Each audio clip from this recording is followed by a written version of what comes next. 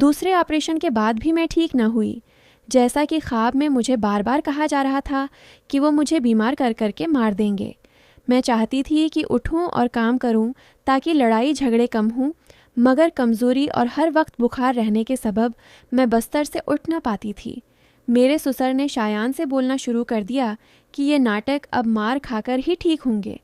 हर वक्त मेरे ससुर मेरे शौहर को नामर्द कहने लगे, ताना देते कि तुझसे तेरी बीवी संभाली नहीं जा रही। इनकी बातें सुनकर मैं भी जल्द से जल्द किचन में जाना चाहती थी, मगर मेरा बुखार और जिस्मानी कैफियत मेरा साथ न दे रहे थे। एक दिन मैंने अपनी सास को सबक पढ़ाते सुना तो मुझे पता चला कि असल मास्टरमाइंड ससुर नहीं बल्कि मेरी सास है।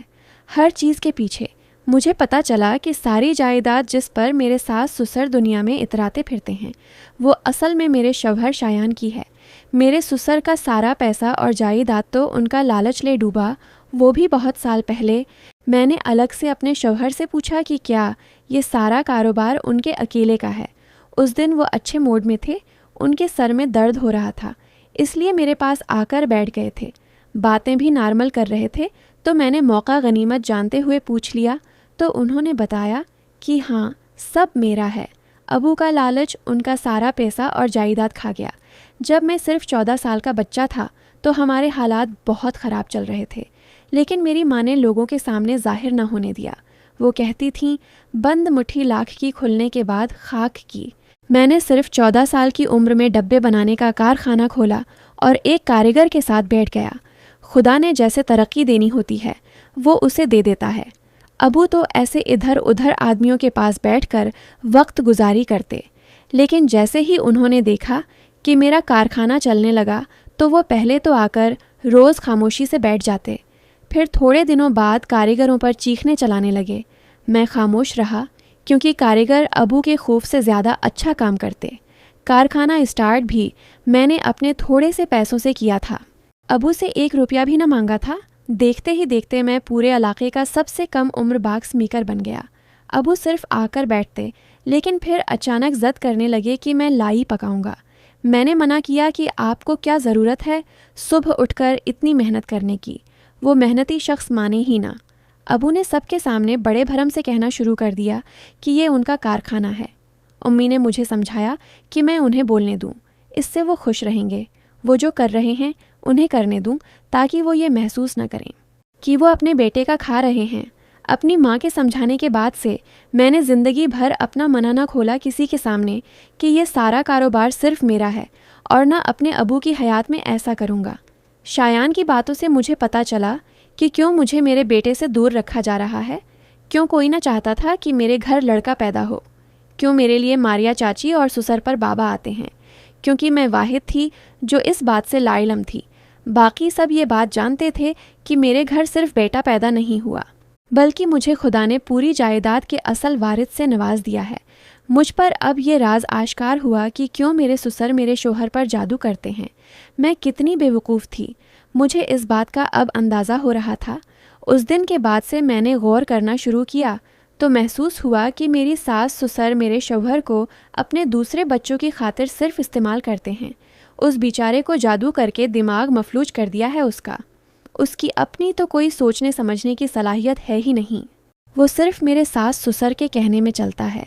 अगर आप कभी एक नॉर्मल इंसान से बात करेंगे, ख़ास तौर पर एक शादीशुदा मर्द से, तो उसकी बातें अपने और अपनी औलाद के फ्यूचर के मुताल्लिक होंगी। लेकिन शायान का मामला बिल्कुल बराकस था। उसका जहन सिर्फ अपने वालदीन और बहन भाइयों के फ्यूचर के गर्द घूमता था। वो जब भी कोई अच्छी दुकान या चीज़ देखता तो कभी ना कहता कि अपने लिए लूँ। वो कहता, ये मैं अपने फ़िलाँ भाई को दिलाऊंगा, ये मैं फ़िलाँ भाई के लिए एक दिन ज़रूर ख़रीदूँगा। उसकी बातें और ख्वाब सिर्फ अपने बहन भाइयों तक महदूद थे। अपने लिए ना उसका कोई ख्वाब था, ना आरज़ू। ज़ेशान इतना पढ़ने के बाद मैंने मारे हैरत के अपने मुना पर हाथ रख लिया। मुझे आज पता चला था कि मेरी माँ पर सारे जुल्मों की वजह मेरा लड़का होना था, मेरा जायदाद का वारिस होना था। फबीहा की कही हर बात सच्ची मालूम हो रही थी मुझे, क्योंकि मैंने भी देखा है कि किस किस तरह मेरे अबू को दादा दादी और सारे चाचा और फूफियाँ लौटती हैं। इतना पढ़ने के बाद मेरा जहन बजली की तेज़ी से दौड़ रहा था। लेकिन सुबह कॉलेज जाना था, इसलिए मजबूरन नावल पढ़ना बंद किया और ख़ुद को नींद की आगोश में दे दिया।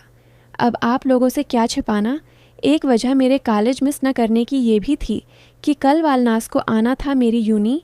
कल यूनी में पेंटिंग का दूसरा कंपटीशन मुनाक़द हो रहा था और मुझे यकीन था कि उस कंपटीशन में वो ज़रूर पार्टिसिपेट करेगी। माना नाराज़गी अरूज पर थी मेरी उससे, लेकिन फिर भी उसे इतने दिनों बाद देखने का मौके मिस नहीं करना चाहता था। मैं जल्दी यूनी पहुंच गया था। मैन दरवाजे के सामने ही थोड़ा दूर खड़ा हो गया क्योंकि जानता था कि वो इंटर तो यहीं से होगी। 1 घंटा ज़ाया किया मैंने सिर्फ उसके इंतज़ार में, मगर वो आई ही नहीं। ना जाने क्यों दिल बहुत उदास सा हो गया था। उसके बाद तो पढ़ाई में भी आज पहली बार दिल न लग रहा था। पेंटिंग कंपटीशन आज 1 बजे होने वाला था। मेरी क्लास ख़त्म हो चुकी थी। मेरे पास 2 ऑप्शन थे। पहला, 1 घंटा फिर से वालनास का इंतज़ार करूं और अपना वक्त ज़ाया करूं, या फिर अपने घर चले जाऊं और गोदाम जाकर अपना हिसाब करूं। बड़ी मुश्किल थी। आपको इल्म है ना, अगर एक उम्मीद है उसके आने की, तो फिर मैं वो उम्मीद कैसे छोड़ सकता हूँ। मैं 1 घंटा उसका इंतज़ार करता रहा, मगर वो आई ही नहीं। मेरा दिल टूट गया था। पता नहीं क्यों बहुत उदासी सी छा गई महसूस हो रही थी मुझे। जब से इस पेंटिंग कंपटीशन के बारे में पढ़ा था, तब से इंतज़ार कर रहा था उसका। क्योंकि वो ना आई, इसलिए उदास सा चेहरा बनाए खड़ा हो गया चेयर से। जैसे ही मैं पलटा, मेरा उदास चेहरा खुल उठा था, ये देख के कि वो सामने से भागती हुई चली आ रही थी। शायद वो लेट हो गई थी। इतना लेट हो जाने के बावजूद वो मुझे वहाँ देखकर रुक गई।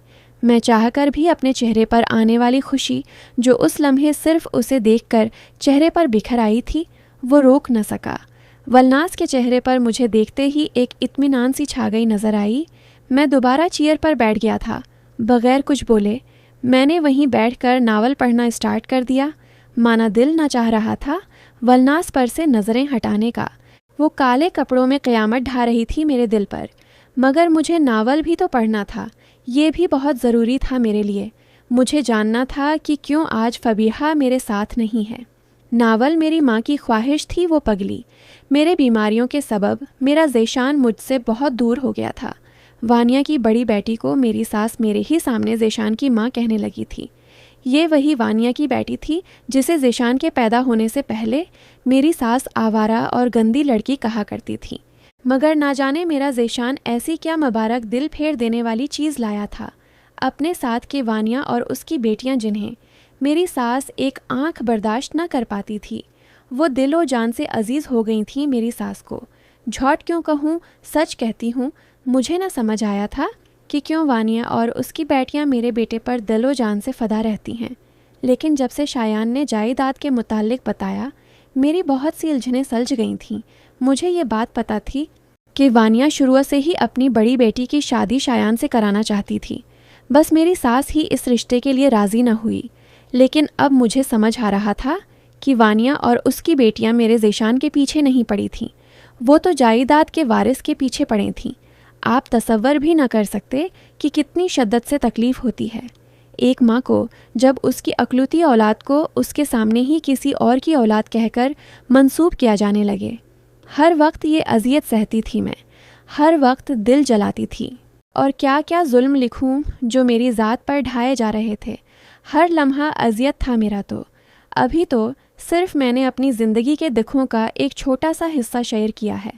इसमें ना मेरी नंदों के जुल्म का जिक्र है, न दियवरों की लड़ाइयों का, न वानिया की बेटियों का मुझे गालियां दे देकर जाने का, न मेरे सैल का दोबारा छीन जाने का, न मेरी तबीयत ख़राब होने पर मुझे ये समझाकर डॉक्टर के लिए लेकर जाने का कि अगर डॉक्टर ड्रिप लगाने की कहे तो साफ मना कर देना, न मेरे ससुर का मुझे बात बात पर ये कहना बच्चा छीनो और फारिग कर दो उसे। ये जुमला किसी भी औरत की जान लेने के लिए काफ़ी है कि उसका बच्चा छीनकर उसे तलाक दे दी जाए। ज़ेशान के पैदा होने के बाद मेरे ससुर पर ज़्यादा बाबा नहीं आते थे। उसकी ज़रूरत ही महसूस न होती थी। शायद मेरे ससुर को, क्योंकि अब उनके पास अपनी हर बात मुझसे मनवाने का नया हथियार, ये दिल पर कहर बरसाने वाला जुमला था, जिसके खौफ से मेरी रूह भी कांपती थी।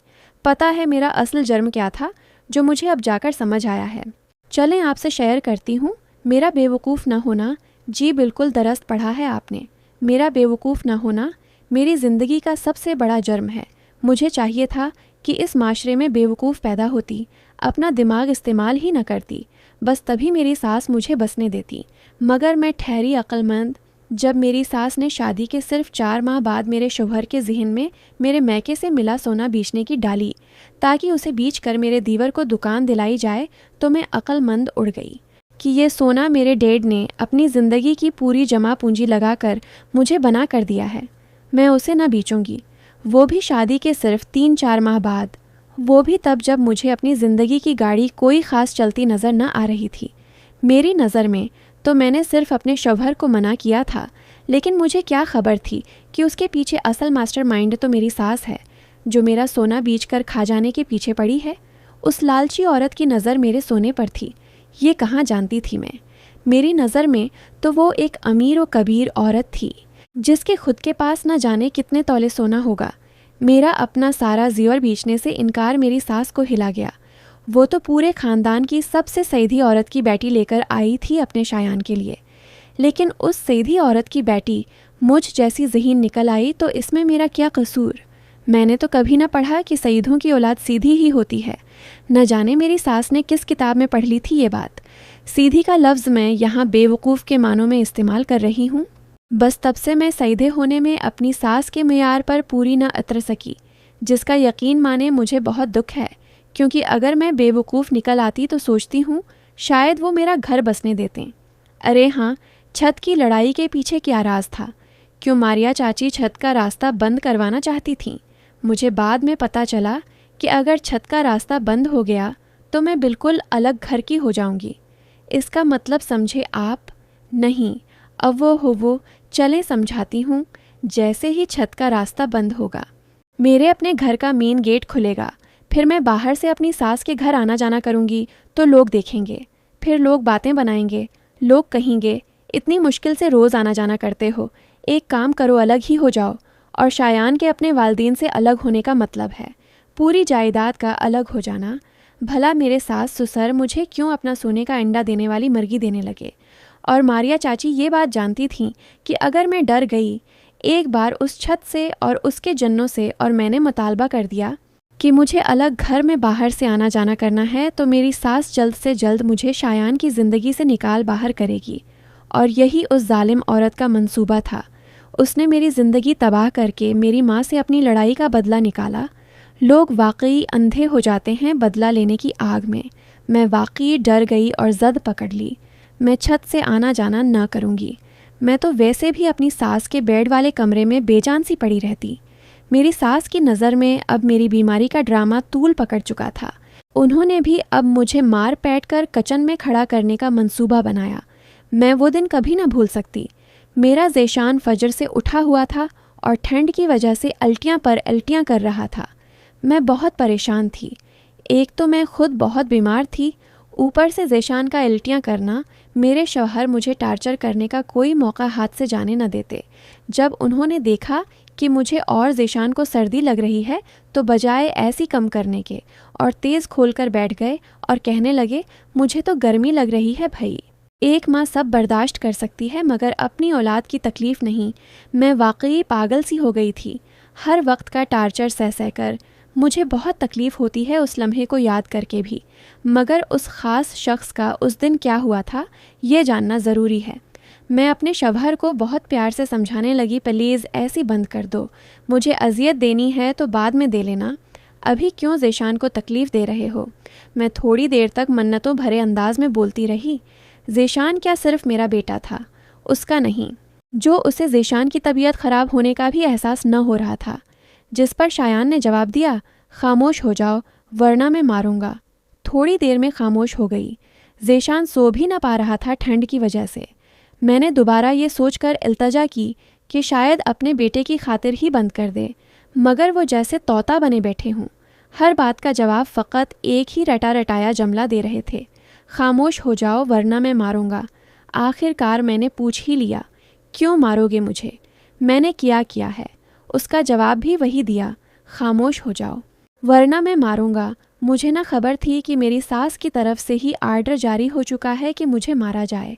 मैंने एक दिन पहले ही शायान की शिकायत अपनी सास से की थी कि वो मुझे तंग कर रहे हैं, हर वक्त कहते रहते हैं कि मुझे मारेंगे। आप प्लीज़ उन्हें समझाएं ना। तो उन्होंने लापरवाही से जवाब देते हुए कहा, भाई तुम दोनों मियाँ बीवी का मामला है, मैं इसमें क्या कह सकती हूँ। मैं जानती थी कि अगर मेरी सास शायान को समझाएंगी तो वो ज़रूर ठीक हो जाएगा, क्योंकि अपनी वालदा की बात तो वो आंखें बंद करके मानता था। मगर वो राज़ी ही न हुए, बल्कि मुझसे कहने लगें तो खुद समझा। मैं समझाऊं कैसे? अगर मुझे समझाना ही आता तो आज मेरी ज़िंदगी इतनी बुरी हालत में न होती। अपनी सास की नसीहत मानते हुए मैंने कोशिश की शायान को समझाने की। फज्र का वक्त था।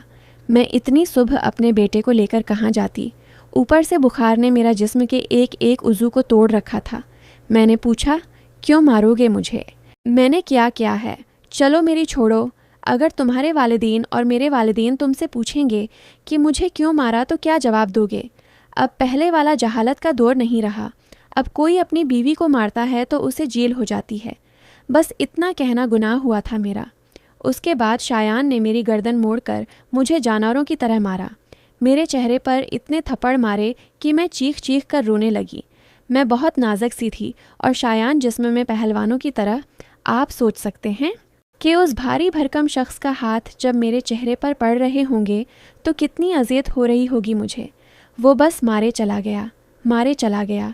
मैं तड़प तड़प कर उस लम्हे अम्मी बचाओ पुकार लगाती रही, मगर मेरे अम्मी बहुत दूर थीं। उन्हें तो खबर भी न होगी कि क्या क़यामत गुज़र रही है मुझ पर। उस लम्हे उसने मुझे मारकर बेड से नीचे धुका दे दिया, बग़ैर ये सोचे कि मुझे कहाँ कहाँ लग सकती है। मैं थोड़ी देर तक नीचे फर्श पर बेहोश सी पड़ी रही, रोती रही। फिर खुद को संभाल कर उठी और बेड पर लेट कर रोने लगी। मैं बहुत बीमार थी। मेरा पूरा वजूद कँपकँपा रहा था।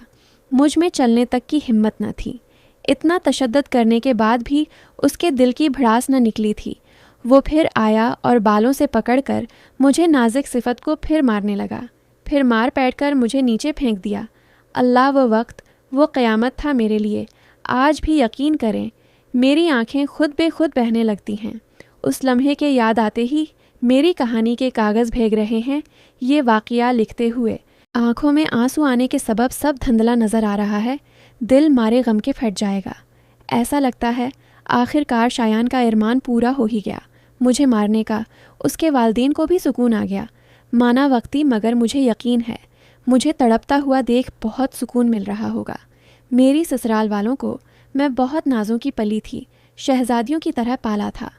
मेरे डैड ने मुझे हाथ लगाना तो बहुत दूर की बात है, कभी चीख कर बात भी ना करते थे, बल्कि उनका तो गुरूर था, उनकी ये पढ़ी लिखी बेटी। उस गुरूर को बालों से पकड़ पकड़ कर मारा था उस जालिम ने, वो भी बीमारी की हालत में। मेरी सास को लगता था कि मैं पढ़ी लिखी हूँ, ऊपर से मेरा बेटा हो गया है। इस वजह से मुझ में बहुत गुरूर आ गया है। लो जी, हर चीज़ की एक हद होती है। जिस लड़की को होश नहीं आता उसे गुरूर कहाँ से आएगा? आप खुद बताएं। क्या बस्तर पर पड़ा शख्स जिसे हर वक्त लगने लगा हो कि बस बहुत जल्द वो दुनियाए फ़ानी से कूच कर जाएगा, गुरूर कर सकता है? मेरा पढ़ा लिखा होना किस काम का, जब हर वक्त मुझे पढ़ी लिखी जाहल के ताने मिलते थे। और बेटा, वो तो मुकम्मल मुझसे छीन लिया गया था। बस रात को सोने के लिए मेरे पास आता था।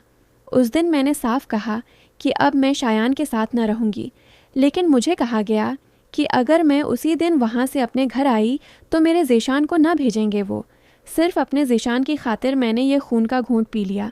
जब मेरे खालो आए जो शायान के सगे मामों थे, ये थे वो अजीम हस्ती जिन्होंने मेरा रिश्ता करवाया था। मैं उन्हें बुरा नहीं कहती कभी, क्योंकि वो बेचारे तो खुद बहुत सीधे से हैं, बिल्कुल मेरी अम्मी जैसे। मेरी सास ने उनसे बड़े भरम से कहा तो क्या हो गया, अगर शौहर ने मारा तो शौहर तो जला भी देते हैं। उनके ये अल्फाज जब मेरे वालिदैन तक पहुँचे तो मेरी वालदा की तबीयत ख़राब हो गई। मेरी दादी बार बार कहने लगें, इन लोगों के इरादे ठीक नहीं लग रहे, फबीहा को ले आओ, इससे पहले वो वाकई जला दें। वो रात मैंने बहुत खौफ में काटी। मैं किचन में पानी पीने तक न जा रही थी इस खौफ से कि ये लोग वाकई मुझे जला न दें, क्योंकि हमारी ही बरादरी में कुछ दिनों कबल ही आप गुमान भी न कर सकते जो उस रात मुझ पर गुजर रही थी। उसके बावजूद अपने ज़ेशान की खातिर शायान के साथ रहने के लिए अभी भी तैयार थी, क्योंकि मेरी नज़र में अगर बन माँ के बच्चे रोते हैं तो बन बाप के कभी ठीक तरह से सिर उठाकर जी नहीं पाते। मैं ज़ेशान को उसके माँ बाप दोनों देना चाहती थी और आज भी चाहती हूँ। वो अलग बात है कि मेरे चाहने से क्या होता है। ज़ेशान बस इतना पढ़ने के बाद मेरी आंखें भर आईं। मैं वहाँ बैठकर रोना ना चाहता था, इसलिए उठकर स्विमिंग पूल वाले एरिया में चला आया, क्योंकि मुझे इल्म था कि वहाँ मेरे अलावा उस वक्त कोई मौजूद ना होगा। वहाँ पहुँचने के बाद मैं बच्चों की तरह फूट फूट कर रोने लगा। दिल चाह रहा था आज चीख चीख कर आसमान और ज़मीन को हिला दूं। कितने जुल्म किए हैं इन जालिमों ने मेरी माँ पर, और वो बेचारी सब सहती रहीं सिर्फ मेरी खातिर। मैं रोते रोते ज़मीन पर गिरने वाला था कि अचानक वालनास ने आकर मुझे थाम लिया। मुझे उस वक्त किसी ऐसे की ज़रूरत थी जो उस गम व गुस्से की मीली जली कैफियत में मुझे संभाल ले। उसने मुझे पकड़कर बेंच पर बैठाया। मैं सर नीचे करके रोए जा रहा था। मैं उस वक्त खुद के जज्बात पर काबू न रख पाया। वो ना जाने क्यों दिल को अपनी अपनी लग रही थी। उसके सामने रोते वक्त मेरे दिल को ज़रा सा भी अजीब न लग रहा था, बल्कि वो तो बार बार मेरी कमर पर प्यार से सहलाते हुए मुझे हिम्मत देने लगी। क्या हुआ है ज़ेशान, ऐसे अचानक से क्यों रो रहे हो? उसने इतनी मोहब्बत से पूछा कि मैं बेसाख्ता उसकी जानिब देखने लगा। उसका चेहरा बता रहा था कि मुझे रोता हुआ देख वो भी तड़प उठी है। बोलो ना, क्या हुआ है? वो बार बार बस मुझसे पूछे जा रही थी। मैं बस रोता रहा, हर उस लम्हे को याद करके जब मैं फबीहा को बुरा भला कहा करता था। काफ़ी देर गुजरने के बाद मुझे याद आया कि वालनास का तो पेंटिंग कंपटीशन चल रहा था। तुम्हारा कंपटीशन? मैं हैरत से इस्तफसार करने लगा। वो तो मैं छोड़ आई। तुम्हारा रूहानसा चेहरा देखा तो फिर मुझसे रहा न गया, इसलिए तुम्हारे पीछे चली आई। ये सुनकर मैं तो बस उस पर हज़ारों जान फदा हो गया कि वो अपना कंपटीशन छोड़कर आ गई, सिर्फ मेरी खातिर। तुम सिर्फ मेरे लिए छोड़ आई? मैंने दोबारा पूछा। दिल के कानों को बहुत अच्छा लग रहा था उसकी ये बात सुनना कि वो सिर्फ मेरी खातिर अपना कंपटीशन छोड़ आई। हाँ, उसने बड़े भूलेपन से जवाब दिया। एक तो कातिल हुसैना इतनी खूबसूरत, ऊपर से उसके चेहरे का ये भूलापन। हाय हाय, लग रहा था जान निकाल लेगी आज। उसके हाँ कहते ही दिल तो चाहा ज़ोर से बाहों में जकड़ लूँ, 2 लम्हे के लिए तो सब कुछ भूलकर बाहें फैला दूँ। वो चौंक कर हल्का सा पीछे हटी और बड़ी बड़ी आंखों से मुझे तकने लगी तो हवास बहाल हुए। वो मुझे अगले ही लम्हे ताजब भरी निगाह से घूर रही थी। मैंने फ़ौरन ही अपने जज्बात पर काबू पाया और एम्बेरस होकर अपना सर खजाने लगा, जिस पर उसके चेहरे पर मुस्कुराहट बिखर आई।